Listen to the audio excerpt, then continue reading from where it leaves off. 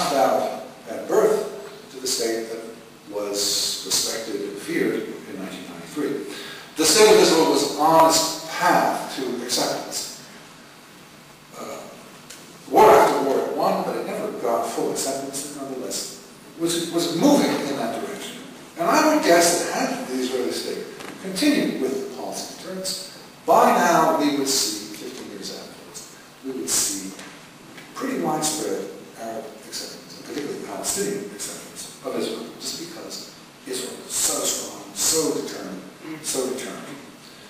But the problem with deterrence is, though it works, it is slow, it takes decades and decades. It is passive. It acknowledges that the key decisions of war and peace are made in Gaza and West Bank, in Cairo and Damascus, and so forth, not in Jerusalem and Tel Aviv. It's expensive, all those soldiers under arms, and it's boring. And the Israeli people are active, dynamic people, and they wanted action. They got bored. 45 years and still going on. 1993 was the beginning of the dot-com boom and all those exciting things. Let's finish with this conflict, please. And so, in 1993, deterrence was thrown out. And instead of victory, the new goal was resolution. Not victory, resolution. Finish with this conflict already. Convince the enemy to leave Israel alone. Make timely concessions in order to get the enemy to leave Israel alone. Have an active peace process, no longer waiting for the other side, doing something. This policy has a name. It's called appeasement.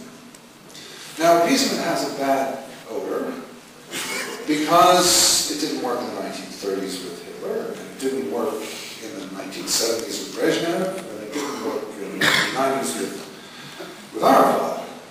So it rightly has a bad odor, but it's worth noting that appeasement did work for the British Empire from about 1860 to the 1920s. For example, the British had a problem with the United States over the borders between Alaska and Canada.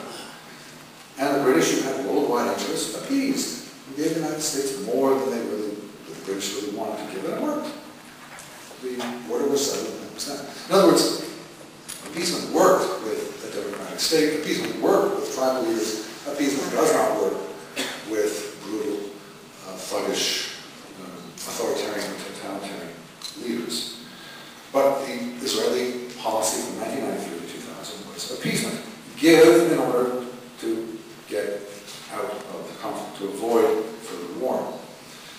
It didn't work, and by 2000 it was clear it didn't work. And after 2000, for 6 years, to 2006, we saw a policy of unilateral withdrawals from Lebanon, from Gaza, and was to be from the West Bank. The Lebanon war ended that, still that was the intention. And then since 2006, since the Lebanon war, we have a policy of confusion and passivity and irresolution, who knows what. As symbolized the other day by $100 million going to Gaza. Somebody would like to explain that one to me? Jihad. It's called Jihad. Jihad? Okay. So that's number 2, point to the lost country. And we find in Israel today that it's without any direction. And I might add that, from my point of view, the leading candidates for Prime Minister, none of them look like they're going to change this. Point 3, word 3, victory. The mistake in 1993 can be boiled down to one sentence, a sentence you probably will all remember. Yitzhak Rabin said time and again, you make peace with enemies, not with friends. You make peace with enemies, not with friends. I disagree. Disagree completely.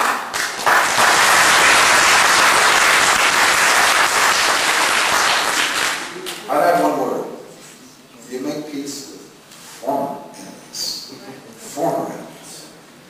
You first have to defeat your enemy.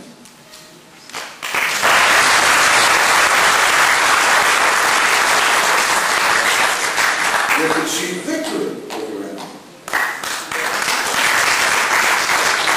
That was the goal of the Israeli state from 1948 to 1993. I'm not offering anything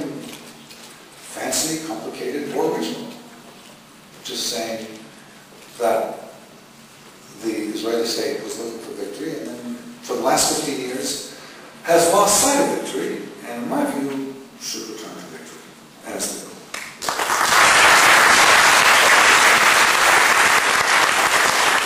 My logic is this. There's a war underway. It's not terrorism, it's not occupation, it's war. And a war in which there are clearly defined war goals. The Israeli war goal is to win acceptance of the enemies, so they become former enemies. The Palestinian, Arab, Muslim, leftist, call it what you will, the enemies of Israel wish to eliminate the Jewish state. Not necessarily destroy it, eliminate it. So that it becomes a state of the citizens or a bi-national state or whatever it might be. It is no longer a sovereign Jewish state. It's no longer a Zionist state. It's no longer a culmination of the Zionist dream. Very clear. One seeks acceptance of the Jewish state, the other seeks the elimination of the Jewish state. These are irreconcilable goals. There is no mediation possible. There's no compromise possible. It is either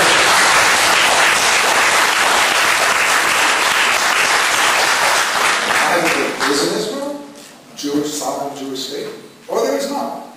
It is black and white, it is binary, it is raw, it is crude, and it is unchanged since 1948, or in some ways since 1911. It's there, and that's the conflict, that's the war. Now, wars end historically when one side gives up.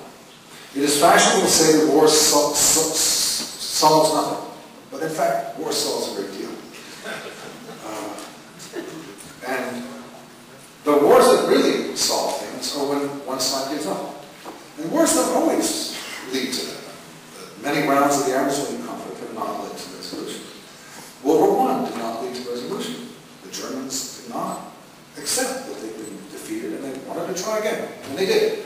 But in 1945, they accepted they'd been defeated, and that's over. So, what each side is looking for in this conflict is victory. Now, interestingly, the Palestinians who are not strategically very sophisticated, understand this simple point: victory. The Israelis, who are strategically very sophisticated, it's a very peculiar thing. War will continue so long as both sides believe they can win. It'll end when one side gives up. I experienced this personally as an American in 1975, when my country gave up. In Vietnam. We didn't lose because we're smaller than Vietnam, because we have a smaller economy, because we have a smaller arsenal. We lost because we no longer had the will to go on. It was a bitter experience. I remember a sleepless night on April 30th, 1975, as I was absorbing the indignity, the humiliation of losing, of defeat. But we accepted it. And no one has ever said that we should go back and try again. We lost. We lost completely. It's over. Well, that is the way wars end, when one side gives in. And that's what the Palestinians are seeking. And that's what Israel is not seeking. And that's what I wish Israel would seek as it did.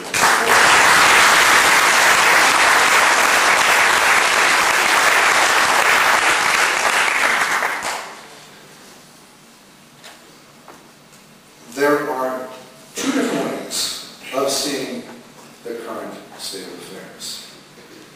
The prevailing one is that the Palestinians did in 1993 on the White House lawn accept Israel. But they have grievances